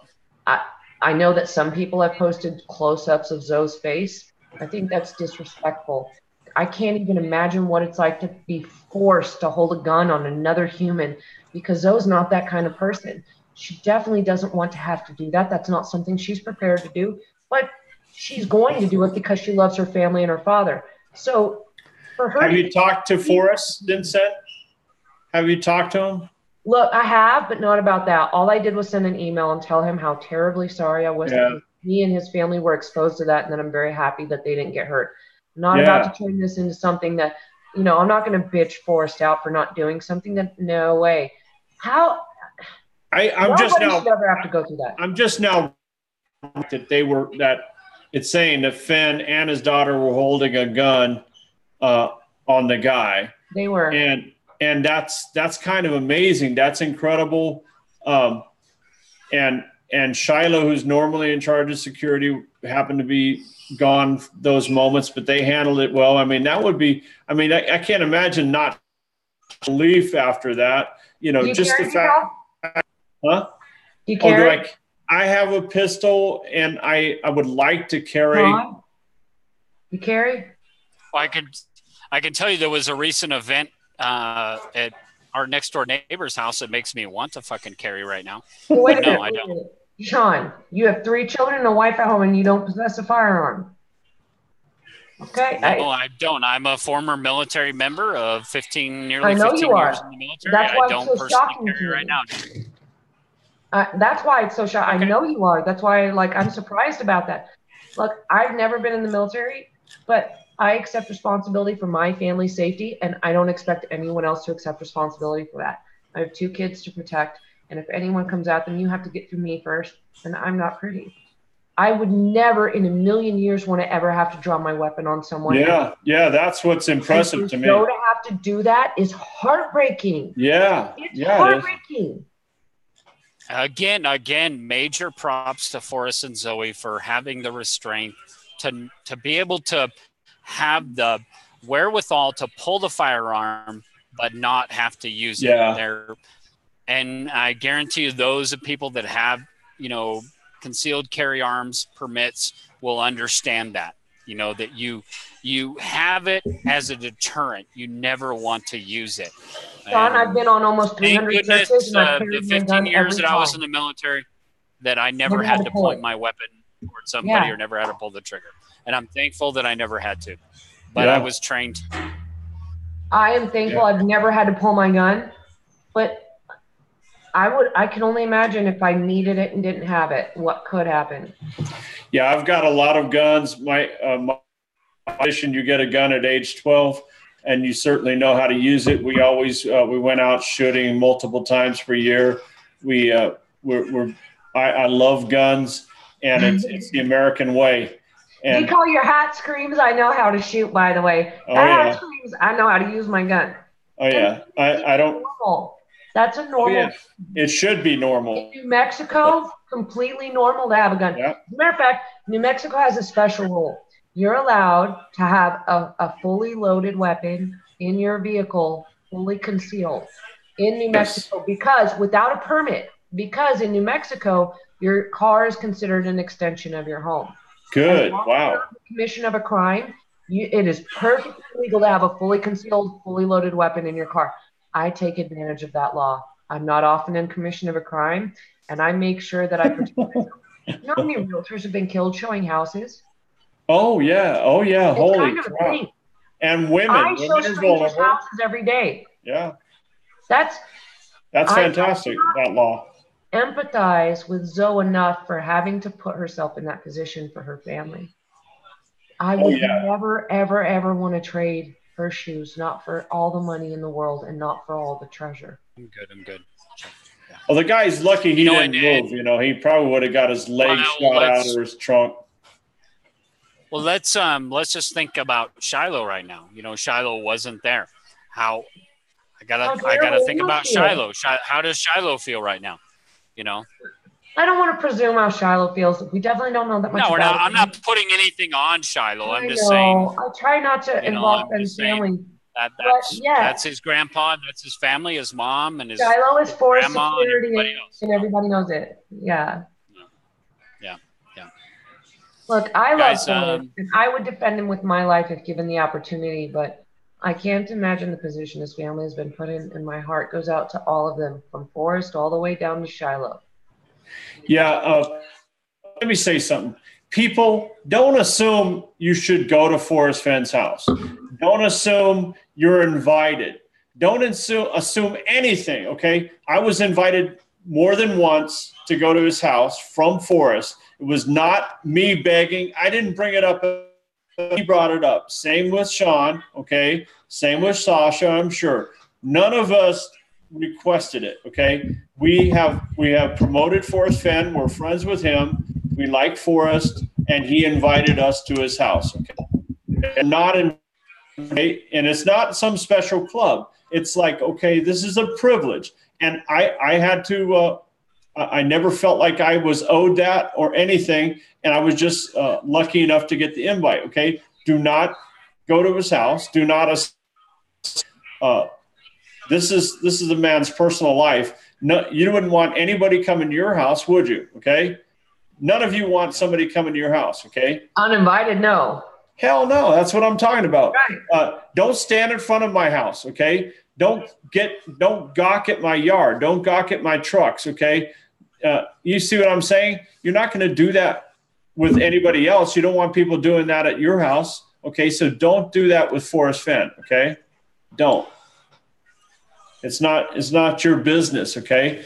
If you develop a normal friendship and are deserving, 1 in 100, you might get an invite. Not 1 in 2, not 1 in 10. It's like 1 in 100, you might get an invite. If you're the right kind of friendship with Fenn, maybe not. Never again. Maybe nobody will visit again. I've been friends.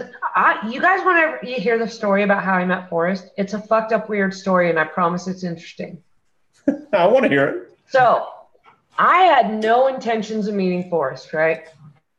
I made a children's book. Hold on. I got it. Hold on. I made this book. Okay, do you see it? Everybody see this?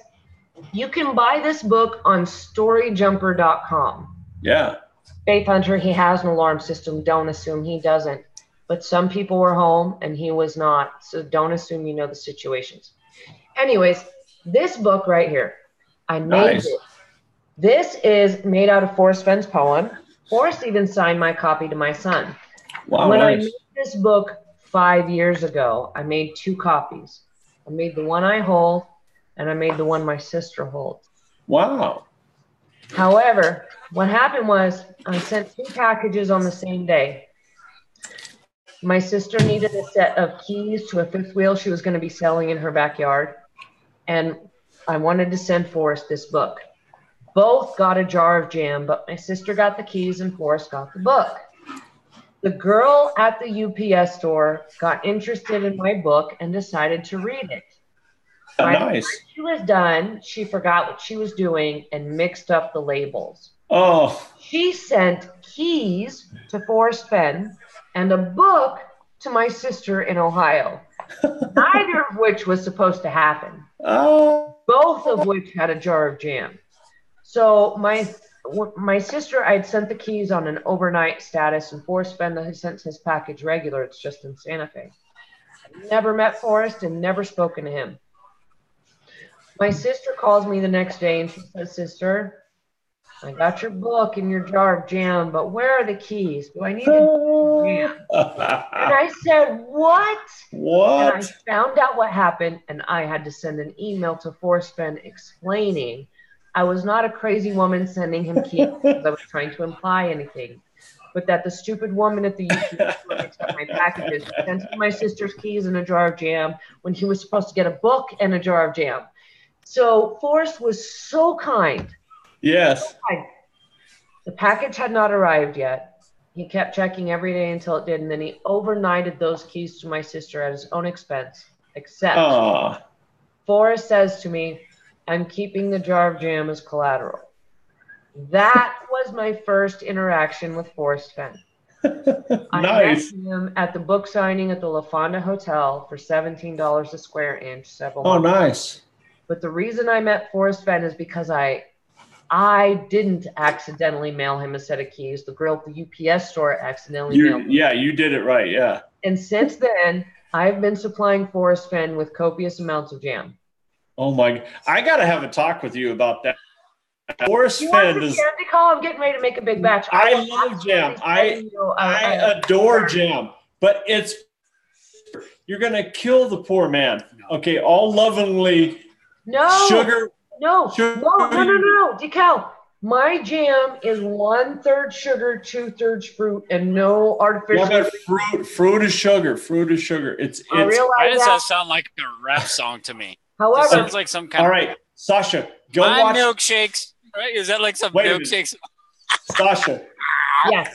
Go watch my video on low carb, and if you still, keto diet.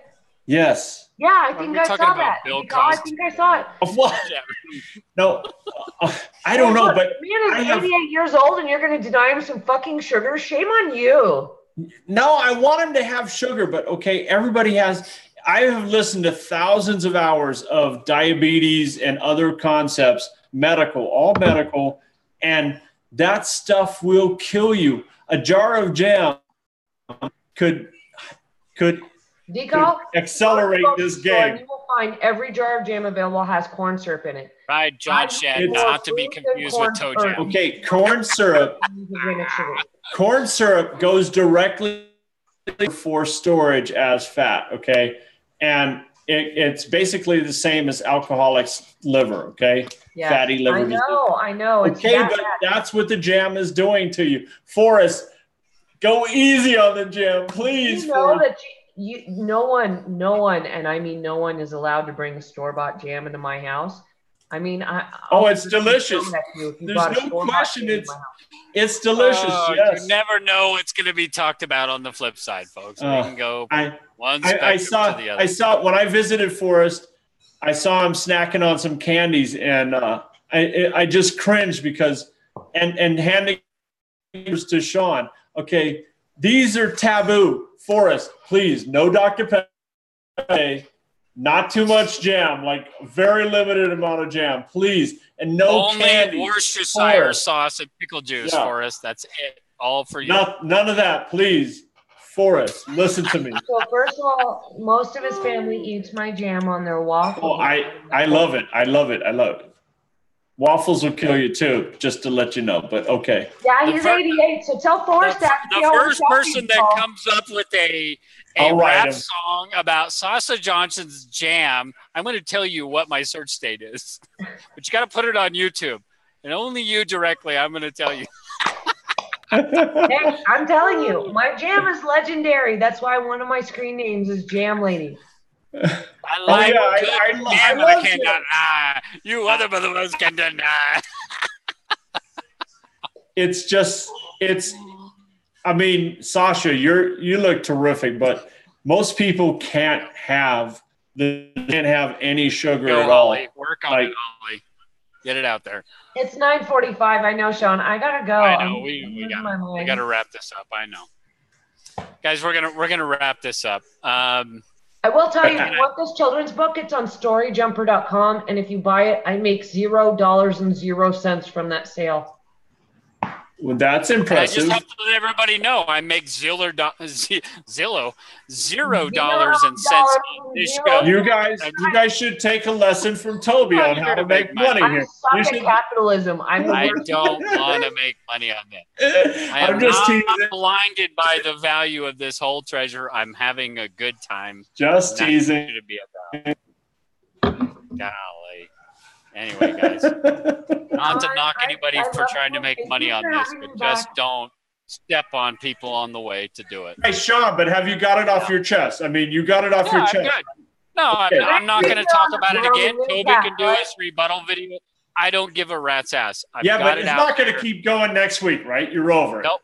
I'm over. Okay, that's fantastic. Toby can do his own thing. Everybody else can have their rants.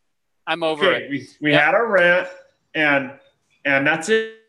About it anymore. Okay, got it off my chest. I can sleep at night. I'm good.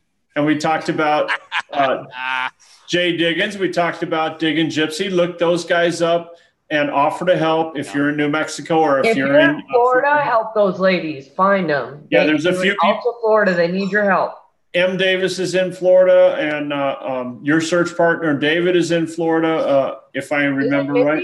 Mindy and James, I think, are in Florida also. That would be awesome. Mindy and James are in Florida. I'm actually kicking the idea of having them on the show. What do you guys think? I think you should. That'll be crazy, huh?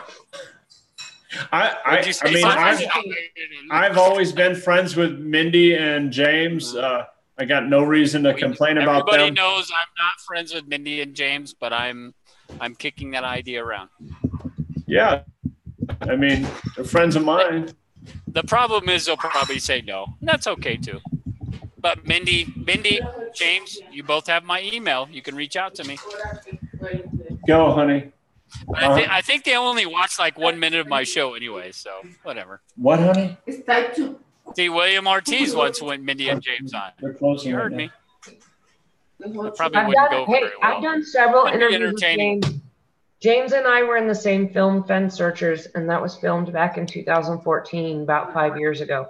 James and I have both been in many interviews involving that, so I know that he is perfectly capable. I'm not sure about Minnie because I've never dealt with her on a live interview format situation. Okay. But I know James is very comfortable with that. So if you guys decided that that's something you want to do, I mean, I'm sure that we could make that work. Yeah, I love it. And let me interrupt. My wife's saying we got to go to the store. So I love you guys. And my special lovely wife who I adore in every possible way. Love you, Mamacita. Right, hi, Mamacita. I love you. We're going to let him go. Sweet. Hey, okay, don't let me see your face. We want to see your beautiful she's face, too shy. Mamacita. No, she's not. She's got a frown. Get her over here, Mama. She's kind of frowning. Don't give him a hard time. He's a good husband. You leave him alone. Yeah, Wait. Let me. Hey, let me bring. All right, okay, wait. Don't call. So she can hear it. Mamacita, we love you. Show us your face. We want to see your beautiful face. Come on, honey. She's gorgeous. She is a gorgeous woman. I know she is. She is. Shaking her head no. But hey, I told your husband. Well, ask Mamacita because Jason, we know. I said I told you to do what you told. Jason, I want to ask everybody. Jason Dent, as he emailed me earlier today before he put out a show saying he's no longer going to do his Tuesday show. So I've talked with Jason about moving the show to Tuesdays. So just keep in mind we may be doing that, folks. Bye, DeCall. Good having you on. So I am thinking about moving the show to Tuesdays. Jason is taking a hiatus for a while. He has offered up the Tuesday slot. And I am thinking about taking it. That would mean I would be changing the name of the show, everything else, but it would be moving it to the 7 o'clock, time zone for you guys on the East Coast. So it'd be an hour earlier for you guys. So I'm thinking that might be a good opportunity to do that. So just want to get your opinion on that. You can get on the Facebook group and let me know. We are thinking about doing that. So. Sean, I support you, even if you don't have me on your show. I love seeing you, and your show has been one of my favorites always. It's the most neutral zone for everyone, and it's welcoming for everyone. I appreciate that. I appreciate that, Sasha. I think tonight it probably wasn't very neutral. I know that I was pretty harsh towards Toby tonight. It gets uncomfortable sometimes. It is what it is. It is what it is. I had a lot of respect for Toby. I lost a bit of that. We'll hopefully work it out. But right now, it is what it is, guys. And we'll see where it goes from here. Sasha, again, I like having you on the show. I think you're a very strong female searcher, and it's good to have a strong female as a component of the Flip Side show and getting that balance of opinions. And guys, we're not going to agree on everything, and that's what makes the show great. That's what makes this chase so great, is that not everybody agrees on this. I mean, and that's the whole point of it. Sean, I love being on your show. I miss my interactions with the searchers, and I know that more than ever today. I've missed all of you. I mean, so much. I didn't even realize it. I do hope you allow me to continue to be a part of it, and I've enjoyed it very much. Thank you so much. Oh, you're always welcome, sweetheart. So anyway, guys, it's been great. Again, guys, if you don't agree with me, there is definitely that unsubscribe button. You can hit that. There's a dislike button. You can hit that as well. But if you do like the show, there's the other button for you as well. Guys, we appreciate you coming out tonight. We wouldn't have a show if it wasn't for you. And we will catch you all on the flip side. Have a great night, guys. Oh, I hit the wrong button. What did I do? Hold on.